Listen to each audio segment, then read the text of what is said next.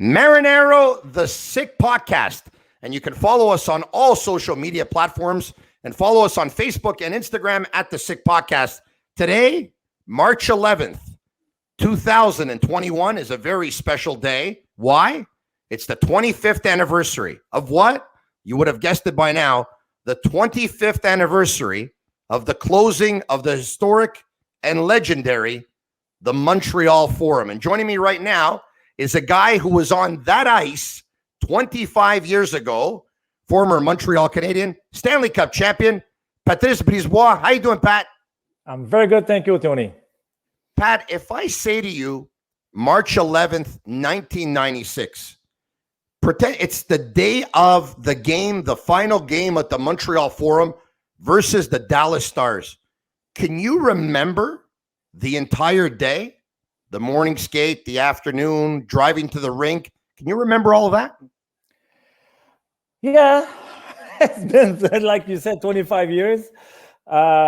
It was, what a day, what a day, what a night. Because, you know, as a player, you make history. And we all know the Forum, what it means. That was Maurice Richard, that was Jean Béliveau, that was the Olympic in 76. That was so many things, so many special things.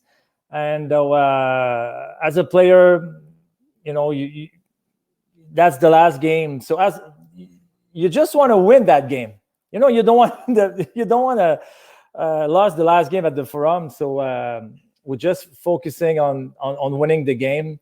And but you know, we feel that emotion, that pressure, and that was, what an evening, what a night, it's so great memories. 3 years before the closing of the Forum in 1993, you won the Stanley Cup on Forum ice. And obviously your greatest memory of the Forum has to be winning the cup for sure. When you won that cup in 93, is there something that you guys did in that Montreal Forum that you can share with me, a story, anything? Well, as you know, the big riot outside, so we have to stay in the building after we won, and it's a magic moment because, you know, I don't know if you heard about that, but Stéphane Lebeau never drink alcohol in his life. Wow. And that night, he tastes one beer, wine, champagne. So, you know, it's things like, maybe for people that you just drink you drink a few drinks, but it's something special because you say, you know what, I'm gonna drink only if I won the Stanley Cup. You know, wow. Things like that. It's special, and we didn't know it would be the last Stanley Cup we're gonna win at the Forum. You know, we're hoping the next year, the year after. Unfortunately, it was the last one, and the way, and you know what, Tony, the way we won it, it's special. We were not the favorite team, even against Quebec. Quebec was the favorite team in the first round, and after that, Buffalo, the Islanders, and you know, in the final against Gretzky, LA, and you know, all those overtime, you know, 10 wins in overtime in a row. So it's the way we won it, and that make that Stanley Cup special. So speaking of that Stanley Cup, and I wasn't going to go there, but now you just opened the door. Everyone has a different story about Marty McSorley's illegal stick. What's your interpretation? What's the story? Well, first of all, I on my Jacques Demers for his decision, because now we all know, okay, that was a good decision. But do you imagine, Tony, if that was the opposite? Wow. Do you imagine if the stick is legal? We're done. It's zero. You're 0-2. You're going to LA, and we know we have a few players. They have illegal curves, and McSorley was one of them. I think Robitaille, you know, but it's to make the call. It's make the call. Say, you know what? we're gonna measure a make sure it stick, and that changed everything. And another thing, Tony, is, do you imagine if we don't score on the power play? Wow. So, we score. Rick Desjardins score in overtime. Add Rick, he make history. Amazing. So it's crazy. Honestly, I remember every time I think about it, I'm like, wow, it's very special. That story of the cup fascinates me. That, well, unfortunately, there was a riot going out on side. That's not fun. I'm sure you guys didn't want that, but so you guys got word. Somebody came to you and told you outside it's a riot. It's dangerous. We're not leaving. Stay here. Who told you that? And did you all stay together? Did you stay in the locker room? Did you stay in the corridor? Were you all over the place? What were you guys doing? After we won the cup, for sure, in the dressing room, all the media, family, Céline Dion was there. I have a picture with Céline Dion and René Angélil, and it was special. My mom was there, sister, brothers, and around 12:30, 1 o'clock, Carbo says, okay, everybody out. And that was just the players with the cup. Okay. And after that, the organization said, you can't go home. It's a riot outside. And so what we did, we went on the second floor at the Forum, and we had a meal there and drinks. And I think I left the Forum. It was like 4 o'clock in the morning. So it was, and a little bit drunk, to be honest with you. All right. So anyway, let's get back to the closing of the Montreal Forum. We know your greatest souvenir, obviously, was, like you just said, the night you won the cup. That night, the closing of the Forum, for me, Patrice, and I was just a fan. I was 23 years old. I was watching it at home. I was not a member of the media at that time because I got into this business full time about 18 and a half years ago. So I watched it at home. I would have loved to have been there. It was sold out. The tickets were expensive. I watched it, and the ceremony, and so many of my favorite players of all time, and especially Guy Lafleur, who I grew up idolizing. And for me, I was very emotional watching it on TV. Was it just as emotional for you, the players, or because they were players and you're players, you're able to detach from that? How were you feeling? I was emotional, Tony. Wow. Because you grew up as a Montreal Canadian fan, and you work all your life, and maybe you're going to make it. Your first step, you need to get drafted. And after that, you need to make the team. Now you make the team, you need to stay in the NHL. And your dream is to win the Stanley Cup. That's fine. But growing up as a Montreal Canadian fan, it's the last game at the Forum, and you see all those legends.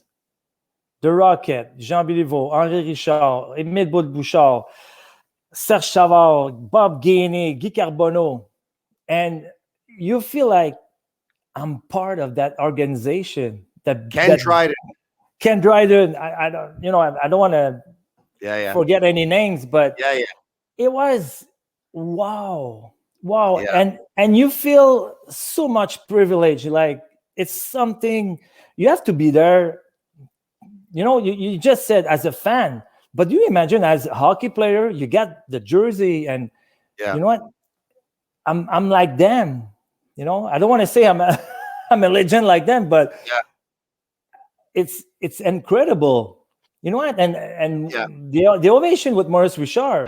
Capitaine du Canadien, leader incontesté de l'équipe, élu au Temple de la Renommée en 1961, la plus grande légende de l'histoire du hockey, le numéro 9, Maurice Rocket Richard.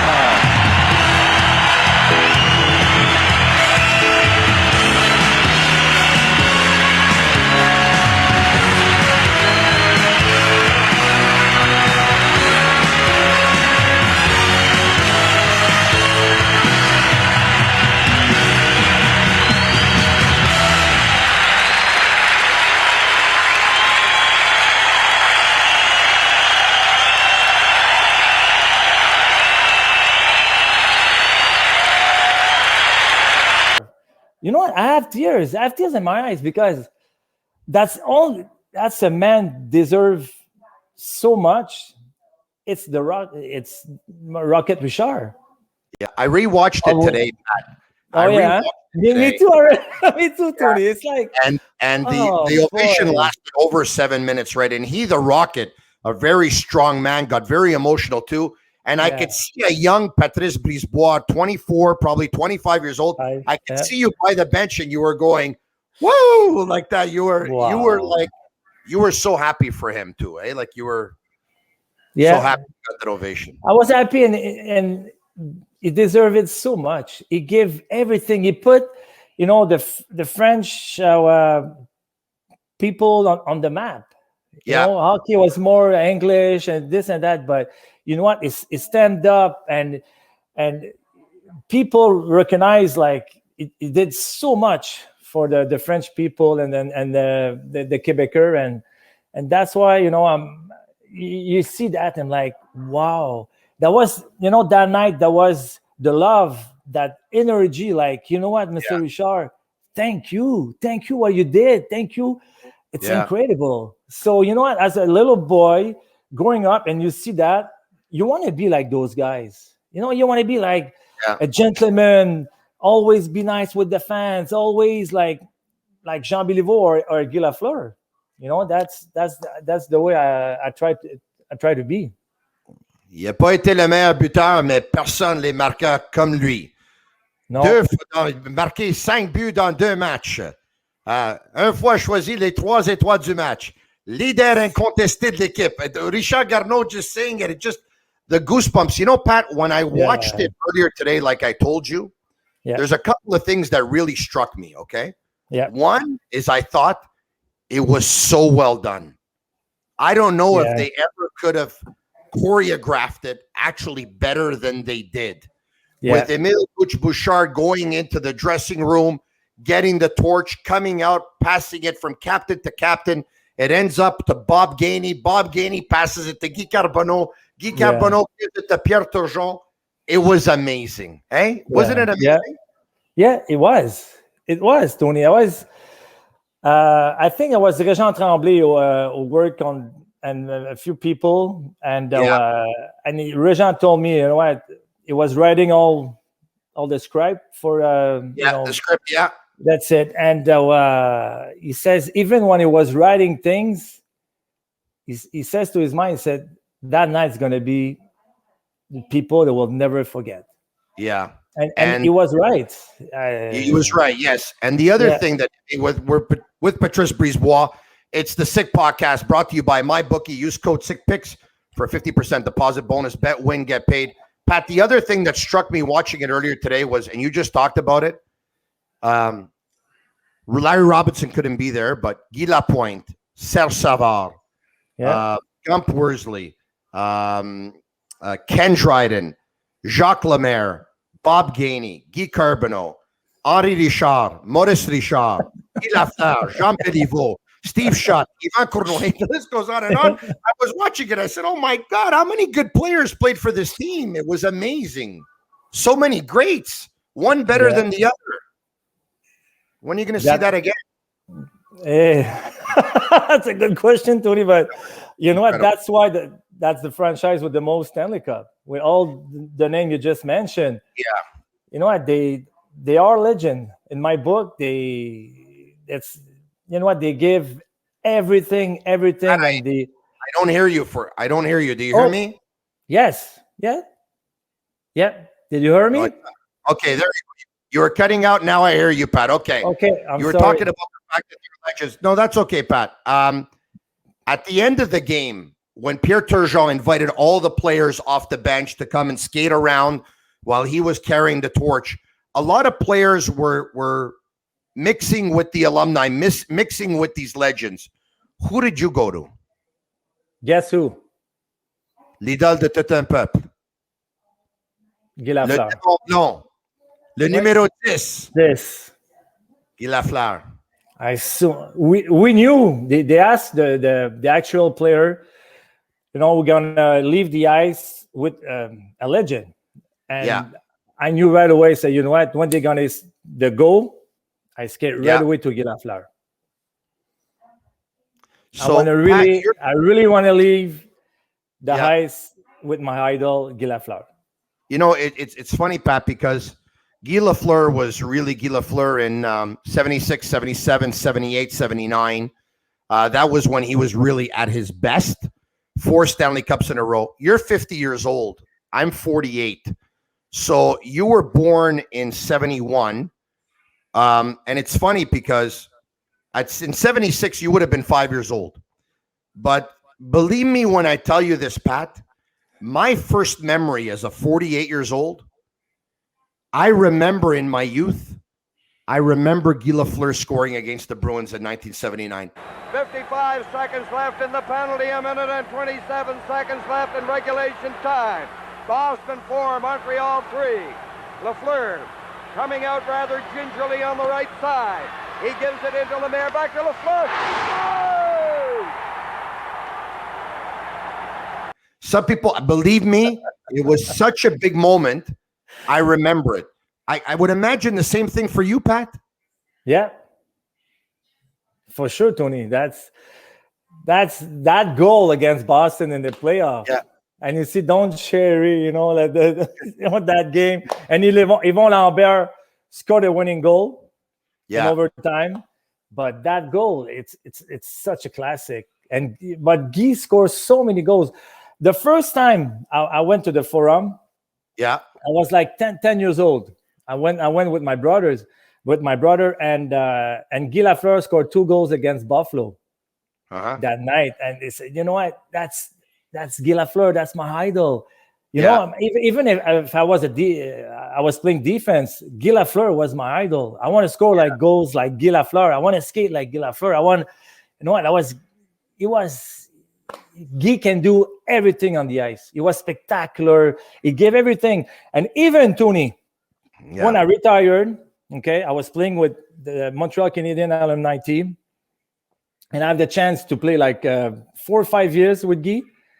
And believe it or not, it was bat checking in the alumni game. Wow. I see Guy Lafleur bat checking, like, you know what, like, hey, Guy, it's all right. Even if we get scored, we're going to score more goals. But that, you know what, that's the kind of player he was. Every time he was on the ice, I was full out and give everything he can give for the fans. He says, we're always, even in the alumni, we're always something to prove. And he was right. People, you know what, they came. Maybe we has been as a player, with the alumni. But always Guy says, we always have something to prove to the people. So after the career that Guy Lafleur had, and all the Stanley Cups, and all the goals, and the Hockey Hall of Fame, and everything like that, he played in alumni games. He back-checked, and you said it's okay. And he said, we always have something to prove. Ça, c'est vrai. This is a real one. That's it to me. That's Guy Lafleur. That's unbelievable. It's the Sick Podcast. I'm Marinaro. He's Patrice Brisebois, former Montreal Canadian and Stanley Cup champion. Go to sportbuffshop.com for all of your officially licensed sports apparel and more. Use code SICKHOODIES15 for 50% off on all your hoodies of all your favorite teams. Once again, an officially licensed sports apparel. Pat, just wrapping up, there's so much that happened in that Montreal Forum.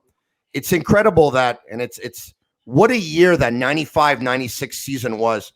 And if there's a moment of sadness for me now, 25 years later, when I look back, Patrick Roy was traded just 3 months before the closing of the Forum.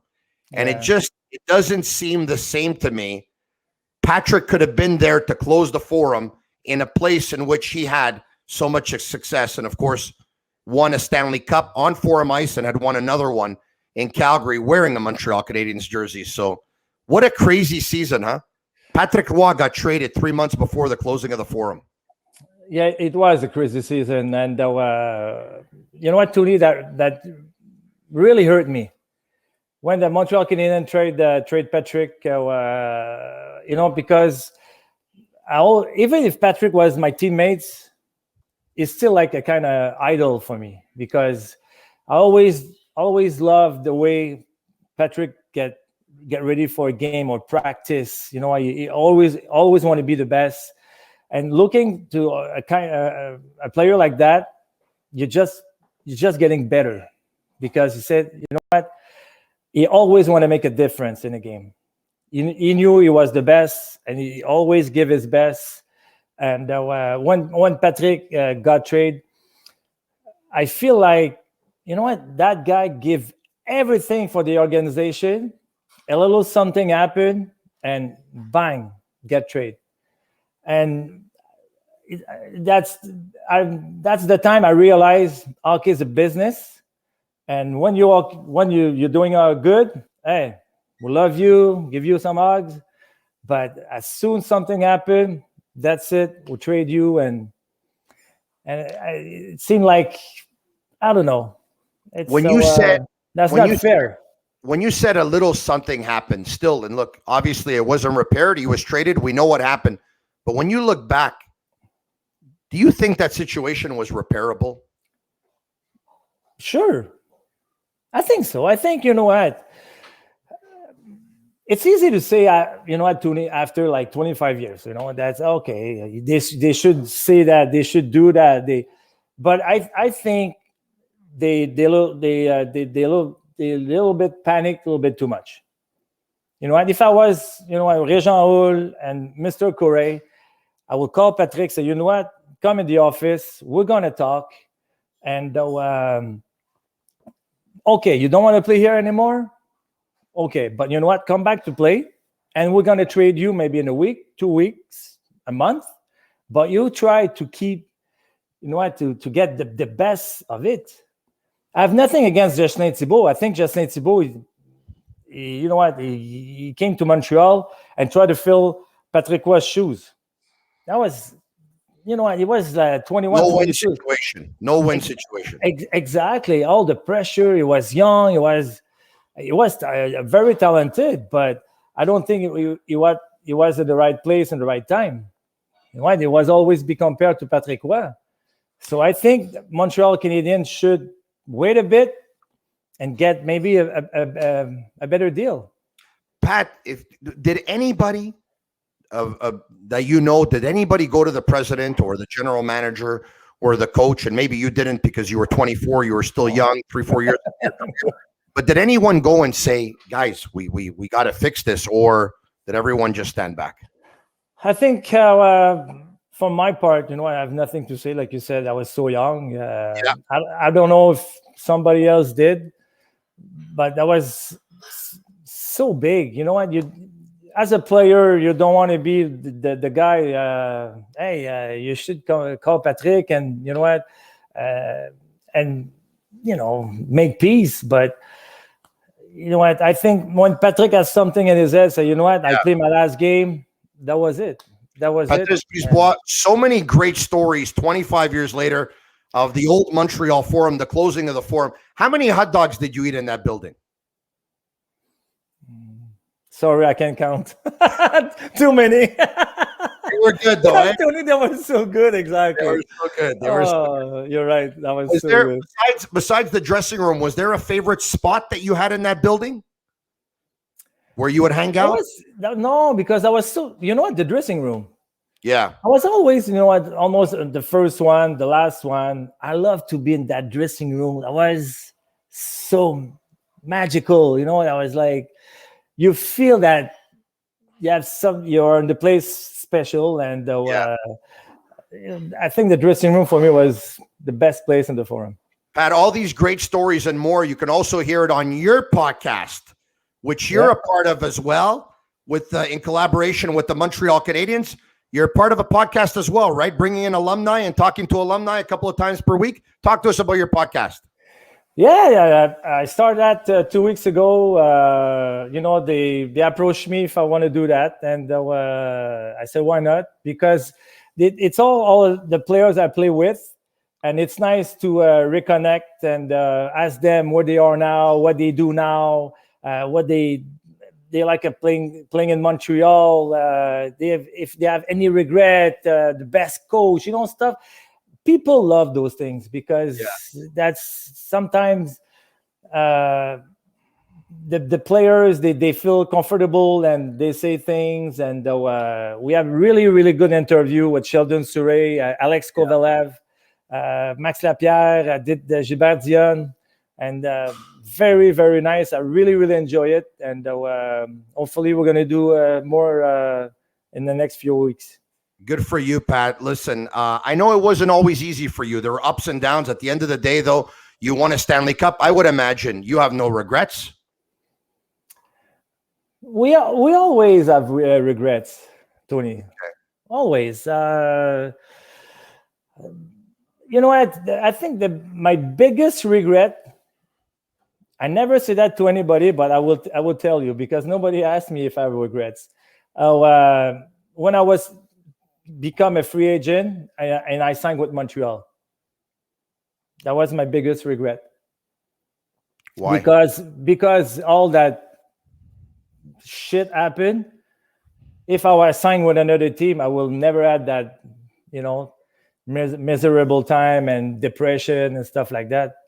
So I signed that big contract, one media, start the bad press, and that was it. And getting boo, and I was walking, Brisebois, you suck. See, I was crazy, Tony. I was just a little kid doing what you love the most and playing hockey for the best organization. I always give my best. I never cheat myself.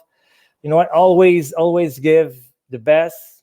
And, it's a team sport. So you can't, even if you work out 2, 3, 4 hours a day and you shoot 1,000 pucks and looking video and because you want to be the best, if your teammates beside you is not ready, it's not going to work. Pat, I'm not easy to listen to when things are not going well or a player is not playing well. Yeah. But I pride myself on one thing. I believe I've never made it personal. And I think fair is fair. The player plays well, you say he plays well. He doesn't play well, you say he doesn't play well. In your case, with one member of the media in particular, it got cheap and personal, I thought. But beyond that, eh? And it was, Tony. It was. Yeah. It was. And I never... media are part of the job as a hockey player. Things going well, good. If you write good things or you say good things, all right. If I'm not playing well, I'm the first one to know I'm not playing well. You don't have to tell me I'm playing bad. You know what? And I always try to, to improve myself. And okay, why? Looking video, positioning, this, that. But it's always, they're all good. They play if you play in the NHL because you're good, it's all right here. It's all right here. If talent is not enough, it's a work ethic. But the second thing I think is it's mentally. Yeah. If in hockey, Tony, if you're reacting, it's too late. If you say, "Do I have time?" It's too late. So you can't question yourself. You have to go with the flow. You have to, if you're confident, the puck, you see the puck, oh no, the puck's going to go there. And you know what? The puck's going there because your anticipation, it's good. You're confident. Yeah. But as soon you lost that little thing, that little fraction of second, you know what? Things sometimes you make decision and, it's too late. What advice, Pat, you said you went through some bad moments, and we'll end it with this, but what advice can you give hockey players now who are making a big salary? They don't always play to that salary. We can even use Price, for example, who's the highest paid player on the team, and he's had his ups and downs in the last 5 seasons. So he's not always going to hear good things. What advice, having gone through it, can you give players today? You know what? Control what you can control. You know what? When you're on the ice, when you're in the gym, that's those things you can control. The outside, the media, the fans, nothing you can do. So, you know what? Focus what you have to do. Try to do your best as you can. And you know what? It's a game. You need to have fun. Even, you pay 10 million a year, 2 million, it's a game. You're supposed to say, I'm going to have fun. It looks like you're having fun now, Patrice. Yeah. You have to.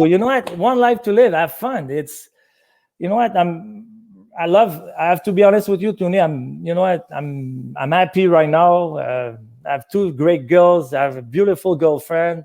Yeah. And you know what? I'm healthy. So the rest, hey, I have sometimes bad news or, bad days like everybody else. I'm human, but I try to enjoy my life the most as possible. I'm happy to hear you're in such a good place, and I'm happy to see you smiling. And you know this already because I've told you, but you're one of my favorite alumni. So thanks for doing this, Patrice Brisebois. It's always great. He's Patrice Brisebois. I'm Tony Marinaro. It's the Sick Podcast. You can follow us on Facebook and Instagram at the Sick Podcast. Merci, Patrice. Thank you, Tony. Thanks, Pat. Have a good night.